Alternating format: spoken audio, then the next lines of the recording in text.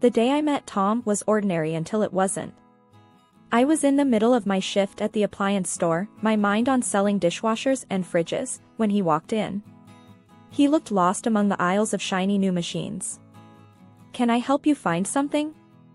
I asked, stepping up with my best customer smile. "Yeah, I need a good dishwasher for my folks. They've been nagging me about getting a new one," he replied, looking relieved to have some help. We walked over to the latest models, and I started into the details, the energy efficiency ratings, the capacity, different features. I could tell he was impressed. "This one's pretty top-notch. It's got all the bells and whistles your parents could want," I explained, pointing out the sleek design. "You sure know your stuff," he said with a chuckle. I wouldn't have guessed half of this stuff. Girls usually aren't into all these techie details, right? I just smiled, used to the comment. Well, I like to prove people wrong. We talked more about the specs, and eventually, he picked one out. "Thanks for the help. I would have been here all night figuring this out." "Glad I could help. Your parents are gonna love it," I said, ringing up the sale. That could have been the end of it, but as I was closing up shop, Tom was there again, leaning against his car, waiting. "Hey," he said as I approached. "I was thinking, maybe you could help me set it up. Just to make sure I get all the features working right. And maybe grab a coffee afterward?" I hesitated, a bit taken aback. "Sure, I guess. Just let me grab my things." Over coffee, Tom was easy to talk to. He had a lightness about him that made you want to open up. We talked about everything: work, movies, music. When he asked about my family, I kept it simple. Not much to tell, really. Raised by my grandma, now it's just me. She left me her house after she passed a couple of years back. "Sorry to hear that," he said, his face softening. "Must be tough, being on your own." "It's all right. Keeps things simple," I shrugged, not wanting pity. "What about you? You mentioned your family earlier," I prodded, changing the subject. "Oh, the whole crew. My parents, 2 younger sisters, all crammed into one apartment. It's chaotic but fun," he laughed. "You'll meet them, I'm sure. They'd love to meet the girl who finally made me do my dishwasher duty." After that day at the cafe, things between Tom and me picked up speed like a whirlwind. We started meeting more, each date smoothly leading into the next. The connection was undeniable, we could talk for hours and still find things to laugh about. Before I knew it, love wasn't just a possibility, it was the real, palpable thing between us. A few months in, under a starlit sky in the local park where we had our 5th date, Tom dropped to one knee and asked me to marry him. The proposal was simple, no extravagant gestures, just him and me and a promise of a future together. I said yes, without hesitating. The day I was supposed to meet Tom's family, I was a bundle of nerves and excitement. This could be the start of having that big, loving family I always wanted. Tom picked me up around noon, and we drove over to his family's apartment. He knocked, and the door swung open almost immediately, pulled by a whirlwind of a woman who must have been his mom. "Tommy. And you must be Carly," she exclaimed, pulling me into a hug that nearly knocked the breath out of me. Come in, come in." The apartment was buzzing with voices and the clatter of dishes. It was smaller than I expected for so many people, every inch filled with life and clutter. "Carly, this is my dad, and those chaos agents are my sisters, Liz and Anna," Tom introduced, as each nodded or waved. "Nice to meet you all," I said, my voice slightly shaky. "We heard a lot about you. A girl expert in electronics, huh? Unusual," his dad commented, sizing me up. I smiled, trying to take it in stride. "Yeah, I've been into it since I was a kid. Keeps me on my toes." As we all settled into the cramped living room, Tom's mom brought out some snacks, and the interrogation began. "So, Carly, Tom says you're all on your own now? Raised by your grandma?" Liz asked, a bit too casually. "Yeah, it was just us for the longest time. She passed a couple of years ago, so now it's just me," I replied, feeling a bit exposed. And this dress, is it vintage? Like from your grandma's closet? Anna chimed in, a smirk playing on her lips. I glanced down at my dress, a simple floral one that I thought was pretty retro but cute. No, it's from a thrift store downtown. They both laughed, and even Tom joined in a bit. That's our Anna, always quick with the jokes, he said, elbowing her lightly. Yeah, I can see that, I muttered, feeling the heat rise in my cheeks. The afternoon dragged on with more questions and a few more jabs that Tom's parents and sisters threw my way, all under the guise of good-natured teasing. By the time we left, my initial excitement had deflated completely. In the car, I was quiet, processing the afternoon. They liked you, I could tell, Tom said, trying to be reassuring as he drove. Did they? Felt more like I was on a talk show getting grilled, I replied, staring out the window. That's just their way. They tease because they care. You'll get used to it, he said, reaching over to squeeze my hand. A few months after the awkward meeting with Tom's family, we got married. It was a modest wedding, mostly because I didn't have many relatives of my own to invite, and also because we wanted to keep things simple. The celebration was filled with Tom's relatives, who brought their loud and uncouth manners to the forefront. Throughout the day, they were boisterous, inserting themselves into every detail. They made jokes about my dress, saying it was too conservative for such a joyous occasion, and they didn't shy away from tossing crude jokes about our wedding night my way. I tried to brush it off, laugh along, but each comment chipped away at the joy I should have felt on my day. Tom noticed I was getting uncomfortable, squeezed my hand under the table, and whispered, "Just a few hours, we'll get through this together." His words were meant to comfort, but the promise of a together was starting to feel heavier than I expected. It hadn't been long since we moved into my house, a place I cherished for its peace after a long day of work. But that peace was quickly shattered one afternoon when I came home to find lights blazing through the windows.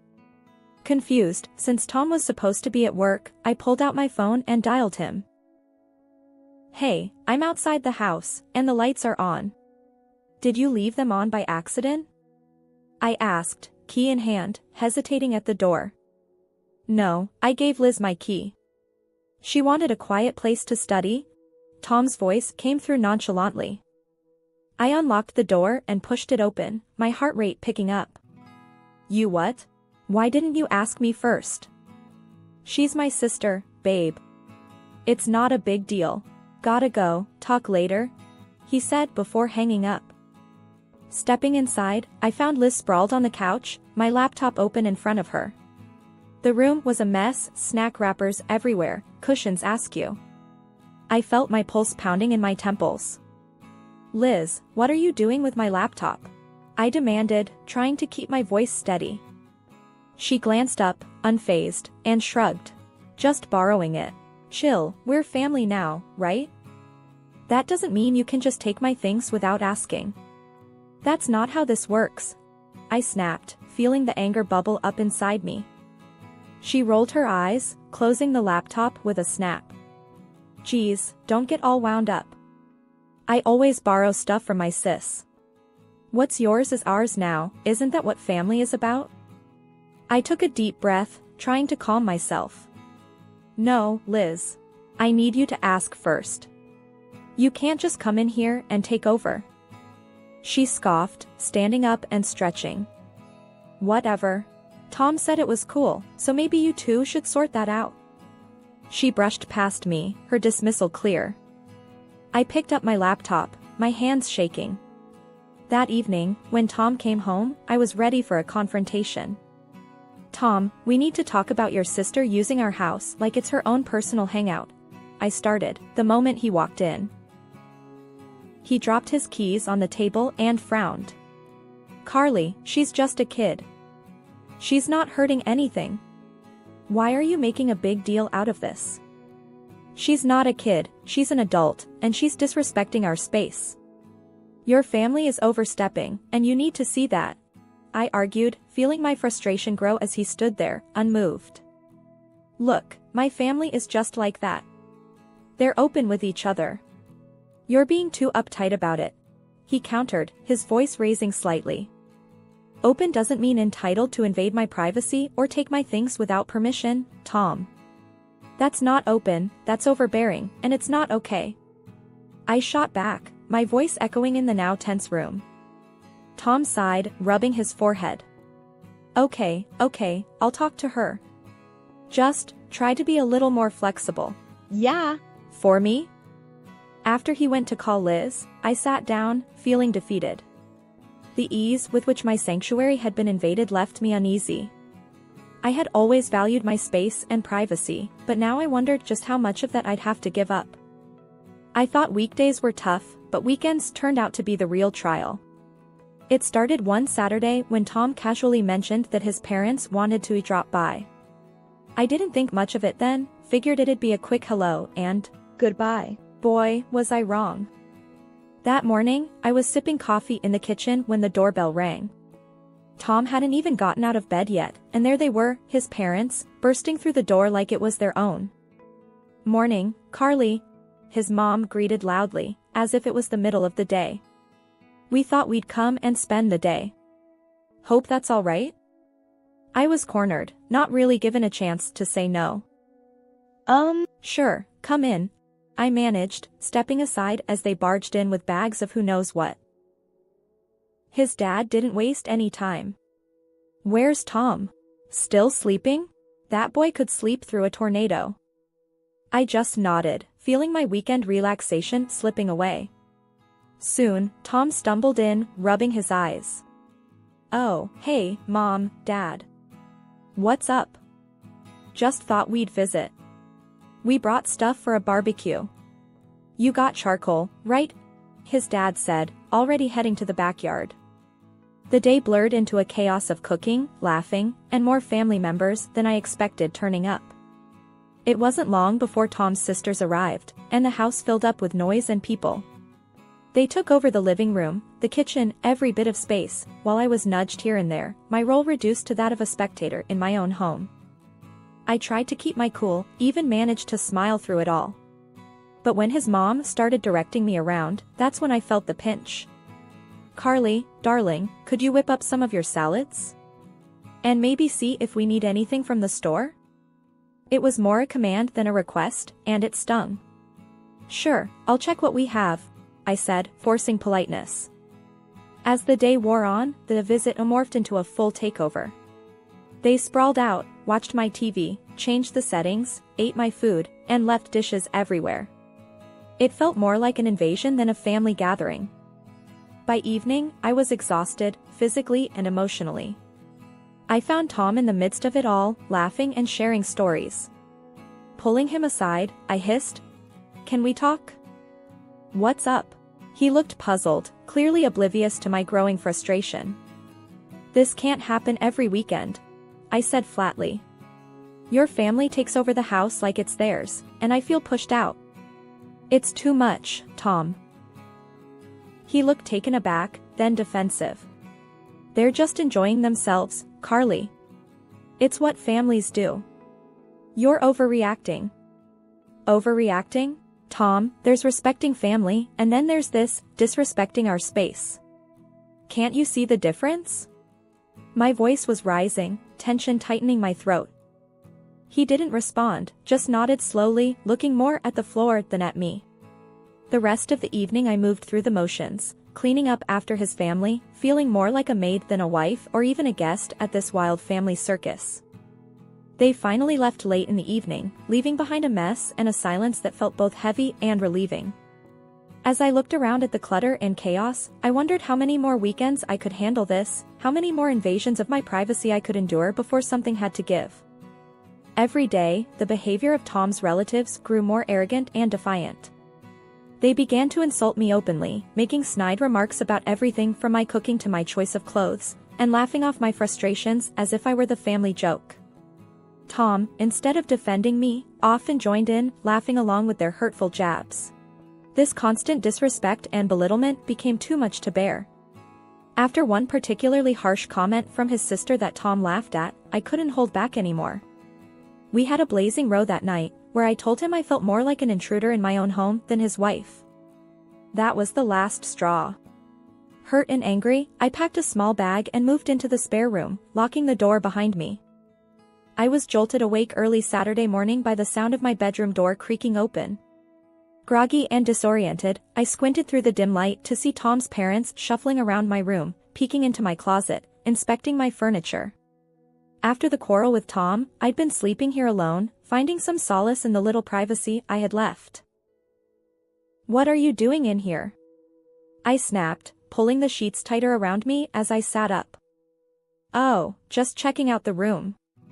Tom's mom chirped, not a hint of shame in her voice. "This is the best room in the house, you know." His dad nodded, poking his head through my curtains. "Yep, from today, we're thinking this will be ours. It's the most comfortable and beautiful in the house, after all." My mouth fell open. "What? No, you can't just decide that." They both laughed, as if I'd told a good joke. "Well, it's settled. We're moving in here. Gave our apartment to Liz," his mom added, as though it was the most natural thing in the world. I threw off my covers and marched straight to Tom, finding him in the kitchen, sipping coffee. "Tom, we need to talk. Now. Your parents can't just take over my room. This has gone too far." Tom looked up, his expression unreadable. "Carly, they need a place to stay. It's family. They think this room will suit them best." "Suit them? It's my room, in my house," I protested, my voice rising. He shrugged, a casual dismissal that made my blood boil. "Look, why don't you move your stuff to the attic? We can fix it up, make it nice for you." I stared at him, stunned. "The attic? Really? That's what you think of me now?" "It's not like that, Carly. It's practical, is all," Tom said, his tone flat. His parents chimed in, agreeing. "Yes, dear, be reasonable. We're family. And tomorrow, we're off to the city for your sister-in-law's wedding. You'll have the whole week to get the room ready for us." The whole room spun around me as they spoke. My home, my sanctuary, was being stripped away, piece by piece, by the very people who were supposed to respect it. As soon as the front door closed behind Tom and his parents, the silence of the house felt like a heavy blanket had settled over me. I was alone, finally, but the weight of what had transpired sat thick in my chest. They were gone for the week, and the thought of them returning to claim my room, the best part of my sanctuary, made my stomach churn. I paced the living room back and forth, my thoughts racing. This wasn't just about them taking over my space, it was about respect, and it was clear I wasn't getting any. Every corner of the house reminded me of the dismissals, the laughter at my expense, and Tom's complacency. Enough is enough, I muttered to myself. The decision crystallized in my mind with a clarity that surprised even me. I wasn't going to be pushed around in my own home anymore. First things first, I needed to secure my house. I called a locksmith, explaining the urgency. "I need all the locks changed today, if possible." The locksmith was understanding and promised to be there within the hour. As I waited, I gathered Tom's and his parents' belongings. It felt surreal, packing up their things like I was erasing their presence from my life. But with each item I placed into the boxes, I felt a bit more of my resolve hardening. By the time the locksmith arrived, I had piled everything neatly by the door. I explained what I needed, and as he worked, changing lock after lock, I felt the first true wave of relief wash over me. "Are you sure about this, ma'am? They won't be able to get back in?" the locksmith asked, a final confirmation before he finished. "I'm sure. Thank you," I replied, my voice steady.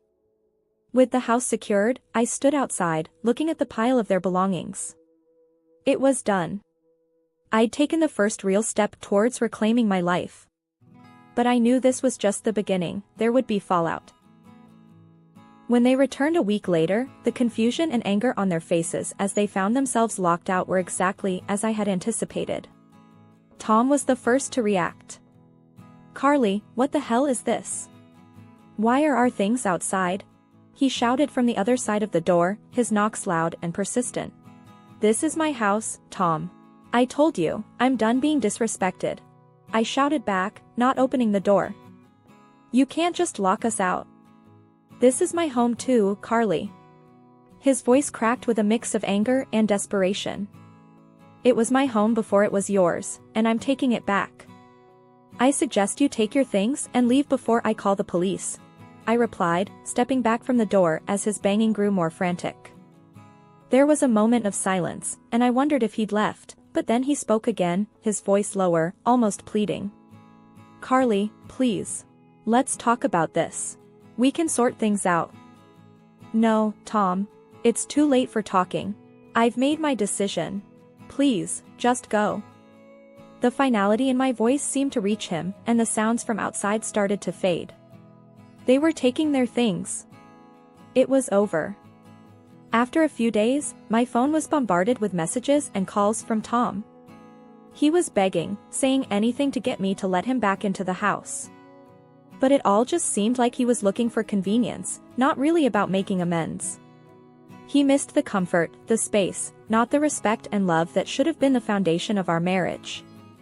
One afternoon, while I was tidying up the remnants of what used to be our shared life, there was a loud knock at the door. I opened it to find Liz, Tom's younger sister, her face twisted in anger. You've ruined everything, she yelled the moment I cracked the door open. Because of you, we're all crammed back into that tiny apartment. I can't even have my boyfriend or friends over anymore.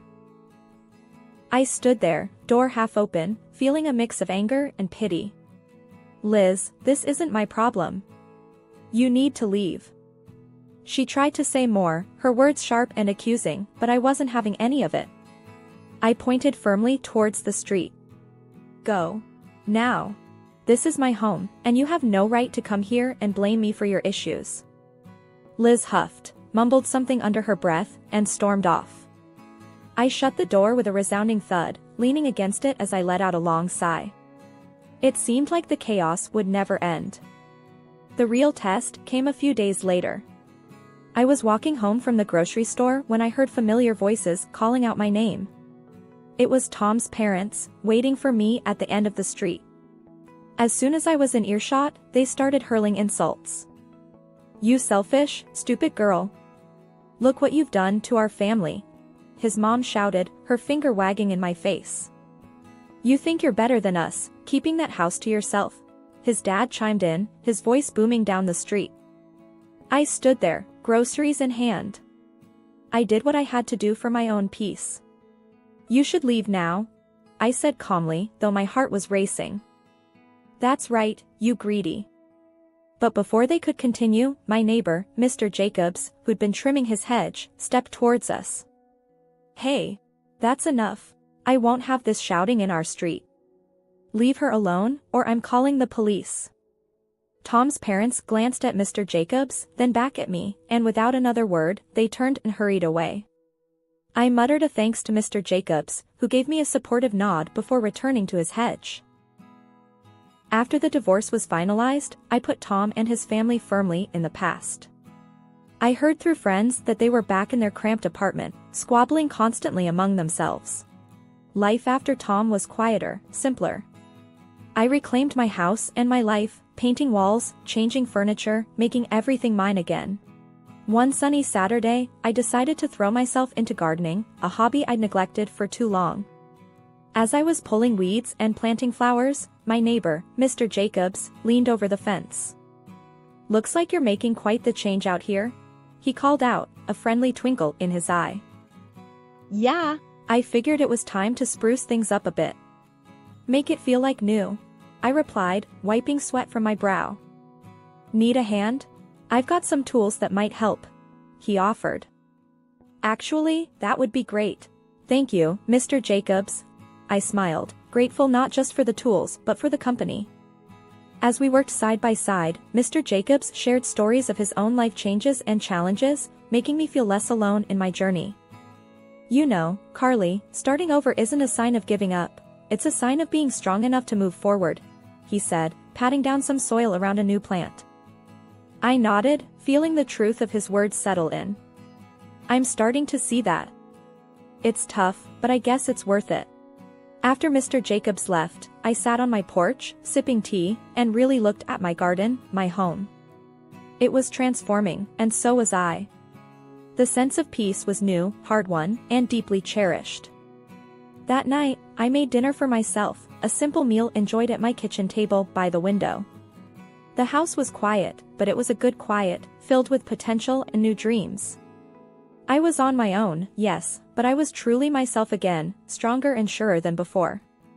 Life had thrown me curves, but here I was, ready to face whatever came next with a brave heart and a clear mind.